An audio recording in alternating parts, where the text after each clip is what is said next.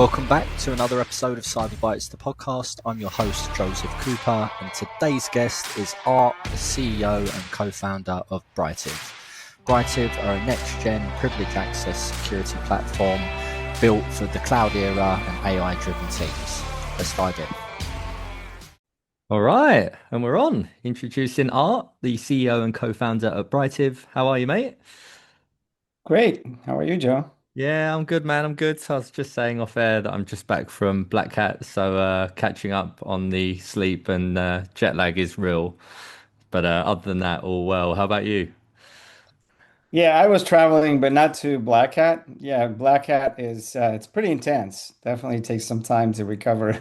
Yeah, yeah. We were there for 3 days, and as you know, it's just the intensity of it all. And I'm not sure how many people attended this year, but it felt absolutely busier than it was last year. So it'll be interesting to see what the numbers come in at. Mhm. I've seen Yeah. you've done a lot of talks and things at events as well, haven't you? I have done some, yeah, of course. Yeah, yeah. So no stranger to the conference space. No, no, and especially the security conferences and identity management conferences. Yeah. I'm I've attended at least 4 or 5 this summer, so been busy. Already. Yep. Love it, love it. Well, Art, thank you for coming on the show. I know it's well long overdue. With all of my guests, I like to take it right back to where all began and how you got into the industry. Yeah, I'd love to share that story. Yeah, the my journey in the security space began in the early 2000s. So I'm dating myself, but it's been a very exciting journey. I will say that. And I got into identity management pretty early on, right around 2003, 2004, when the space was just kind of emerging, and the identity products at the time were mainly directory and single sign-on. It's come a long way, a very long way, I should say. I think this was not something that I expected, in the early days, but I have never regretted. I've had a quite a rewarding journey, I think, in this space. I saw emergence of a lot of great technologies, a lot of great products. I also saw the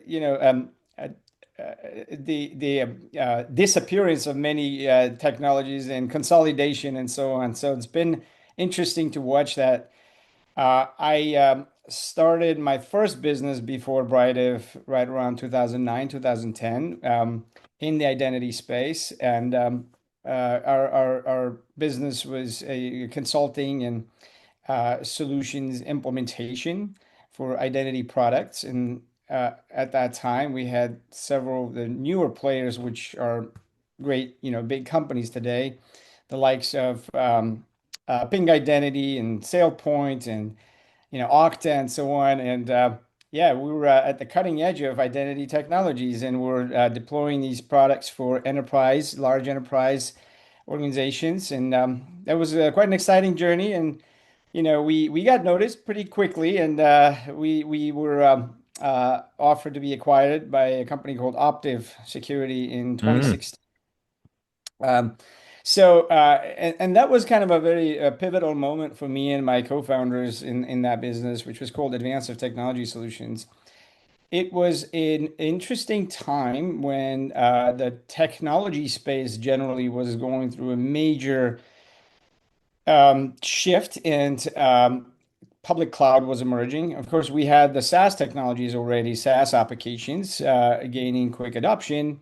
But when AWS started gaining adoption, and Azure and soon GCP and so on, something big happened, especially for security and identity, including that something big was essentially a complete, almost complete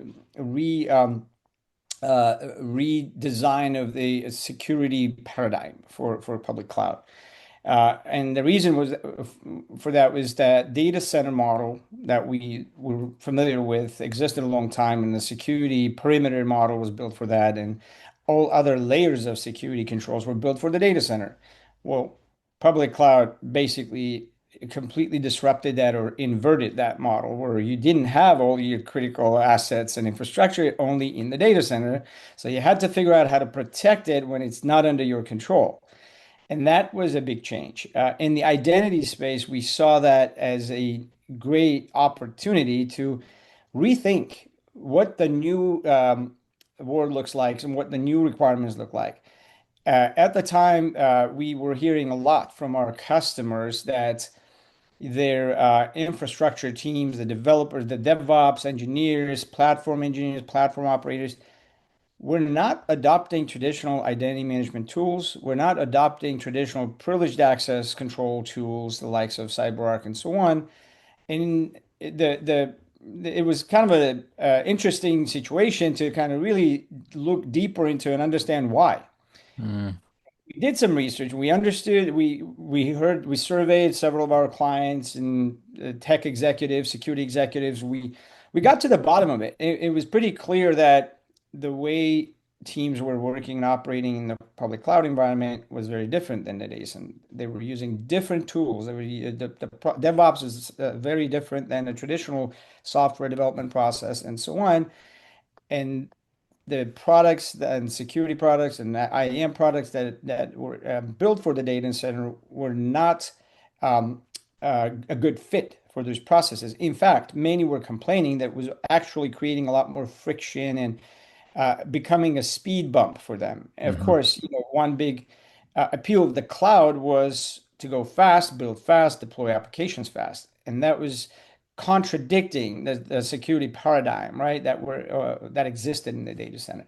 So it became our mission to really try to solve for that and figure out how IAM should look and how the technology should look and work for the new world. One of the fundamental concepts there was everything seems to be much more dynamic and especially ephemeral when it comes to workloads. So there is no way you can bring sort of a static model, like for example, in the privileged access space, traditionally a vault would be used to secure static keys, tokens, passwords, and so on. When you have workloads, they come up and go down within a matter of minutes. It's not feasible. You have to have a different way of, solving that problem, right? So that was the how the concept of just in time and dynamic access was, it was kind of front and center for this new Mm. model, and we built based on that. Also, we were looking at how the identity management systems had to become much more um, all-inclusive, so to speak. For example, Okta, great product, awesome technology, customers love it for human identities. Mm. Nothing there yet to support machine workload and now AI identities.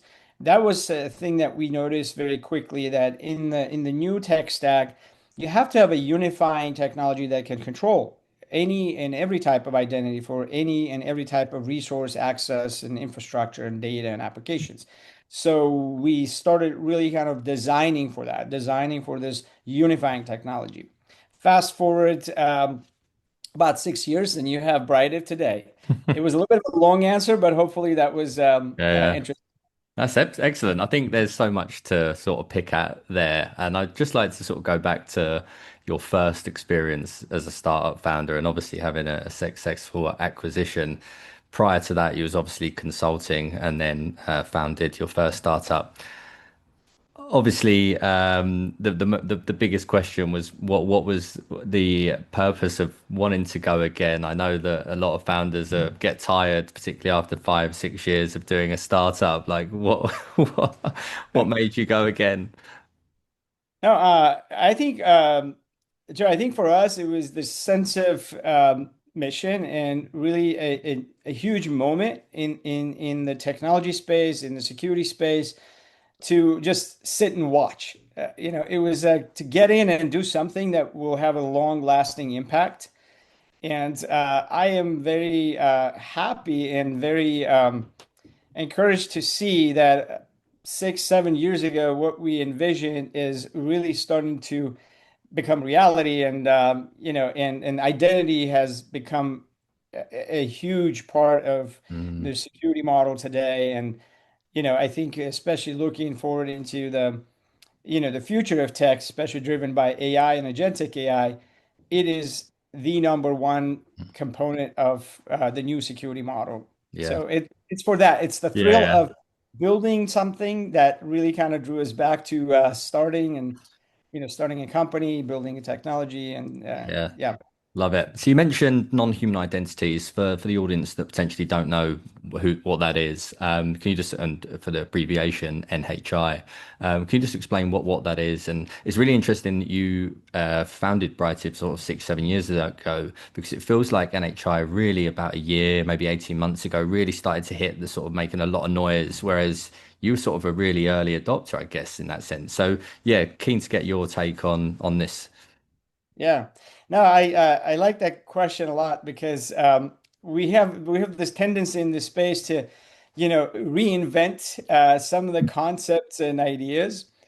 Now, when it comes to the non-human identity term, it is new. And I kind of like it because, for lack of a better term, we have to use something that is more comprehensive than previously what we were using. So, what was previously known to the world was you had processes, you had scripts, like in the data center world, you had, applications that needed some kind of a credential or a certificate in some cases to use for authentication and so on. So that was known. It wasn't like all of a sudden these non-human things appeared out of nowhere. It was there. When we look at how the tech stack evolved with public cloud, there was a massive explosion of different types of systems, applications, technologies, and let's name a few. And for example, CI/CD pipelines, infrastructure as code, and you have RPAs, and a lot of new technologies that were built to automate tasks that otherwise a human would have to perform. Therefore, they also needed access like a human would need. And it's a much broader universe. I mean, we used to call them machine identities, workload identities, system identities, and so on. And it wasn't really hitting the mark because you'd always miss something. So, for lack of a better term, NHI is an all-inclusive term, and we'll stick to it until somebody invents something better. Yeah, yeah. I've been following the NHI management group as well, which I know you're part of. So big shout out to Lalit for anyone that's interested. Reach out to Lalit Choda, NHI management. Great guy and a great community. It looks like he's putting together there. Absolutely. Yeah, he's doing great work, and he started something very at the right moment, very timely, and I think he really managed to bring together both the vendors in the space, but also the operators and practitioners and analysts and so on. So, Mm, yeah, we needed it because this has become a huge issue and problem from mm. security risk standpoint, the non-human identity and access risks. And it has to be solved. Yeah. In every organization, they have some level of this problem. Such a big problem. Tell me a little bit more about Brightive and what you guys are up to now then.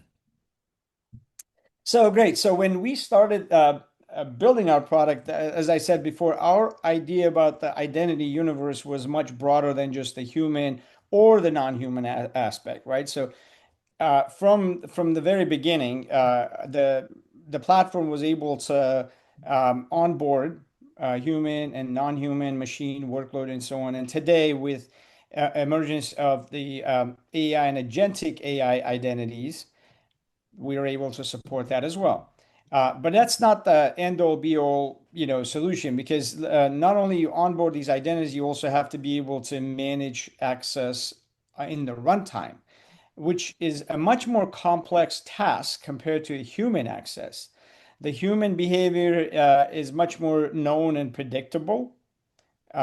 You typically assign access based on the job responsibilities. Every now and then, new access is needed. They can go request, somebody approves it, and so on. We've dealt with that successfully for years. Very different when you move into the non-human world, especially agentic identity world.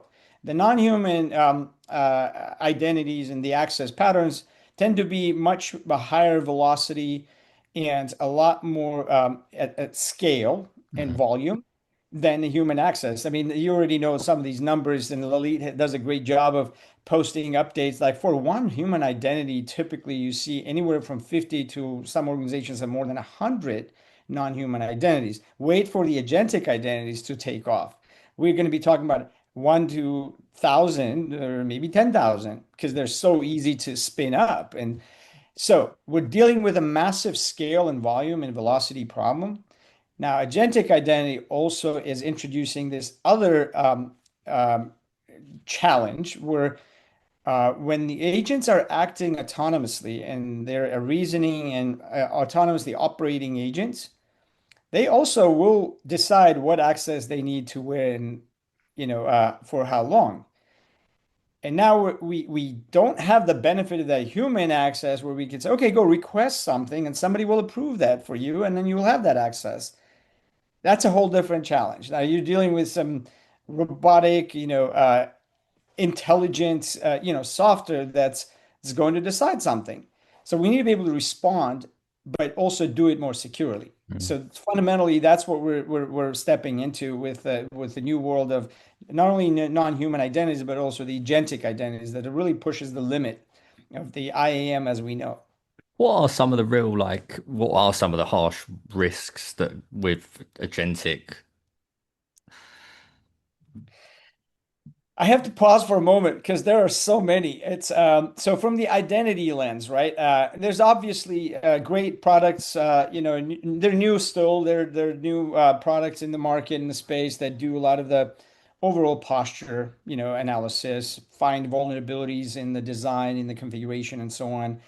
That's one big sort of domain, right? Like we saw with the cloud, cloud infrastructure, cloud applications. You had the posture, you had the various other, security configuration and vulnerability management products.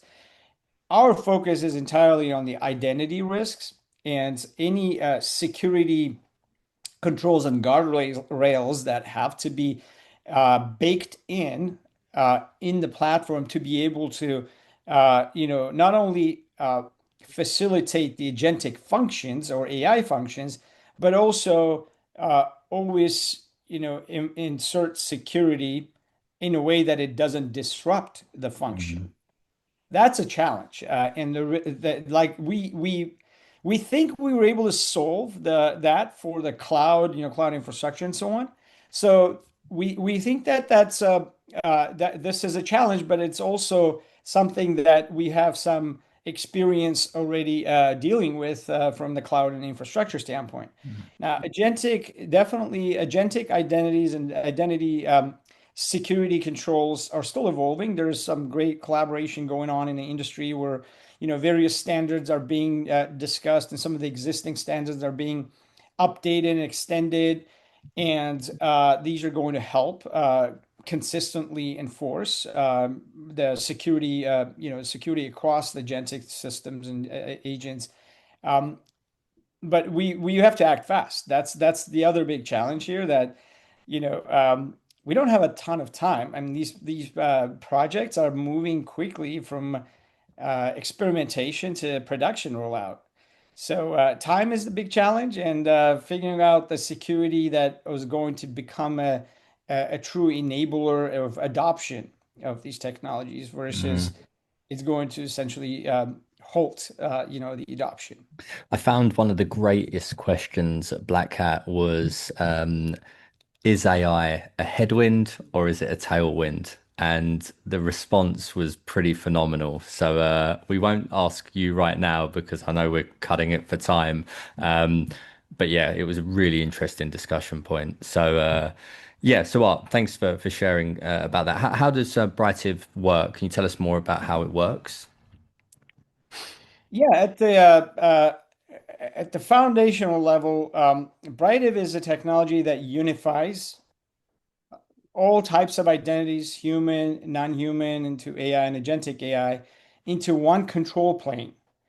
And it enforces security for all types of identities in the runtime by um, security controls and policies for access and authorization. And the fundamental um, technology that we have is that zero standing, as it calls, or ephemeral access that we give to the identities, depending on what system or what resource or what application they need to access. And that's a huge difference from the traditional approach, where access is there 24 by 7, and it's 24 by 7 security risk exposure. So we essentially strike that perfect balance of bringing identities into the environments where they need to go and perform a task, or if it's a human, their job, without sacrificing security. And that's what the modern technologies need, modern environments need. Mm. Obviously, we're building a lot of great new features and capabilities, and AI is one where we're very heavily focused on. And if you saw our latest announcements, Aragon Research launched a category specifically for this, agentic identity and security platforms. And we're proud to be featured as one of the pioneering vendors in the space. So there's a lot of very exciting things that will come with that, and we're building fast, and we're really out there, working with a lot of companies who are trying to solve this problem. Love it, love it. What about the next sort of 3 to 5 years? What does the landscape look like, and what do you sort of expect or predict? So to look into the future in that 3 to 5 years, right? I think for Brightive, there's a tremendous amount of opportunity, and for many other players, I think same. The tremendous amount of new opportunities where we can work very closely with our customers, with companies and businesses that are trying to solve these problems to grow their business, to expand, to bring new products to market, to do that securely, leverage AI, leverage modern technologies, to do that better and faster, and really become an enabling technology. Mhm. That's been really our mission from the beginning at Brightive. We learned over years that when security and the business find that harmony and become one and aligned, magic happens. A lot of great progress happens, and I think that's the opportunity in the next few years to really bring security technologies much closer to business technologies, and create great outcomes from that. Yeah, absolutely. I've got to ask, obviously, as a second time founder, for any aspiring founders that potentially are listening in, what advice would you give them, having been there, done it, got the blood, sweat, tears, scars? So, look, I think the entrepreneurial journey, as much as it looks fun and exciting from outside, it's hard work every day. You have to be ready for it, and you have to love it, because there are days that you have a lot of pain, a lot of just frustrations, but the next day you go back to it, and it's a different day. It's more exciting. So you have to celebrate your wins and just keep working through everything until you see that the outcome, or the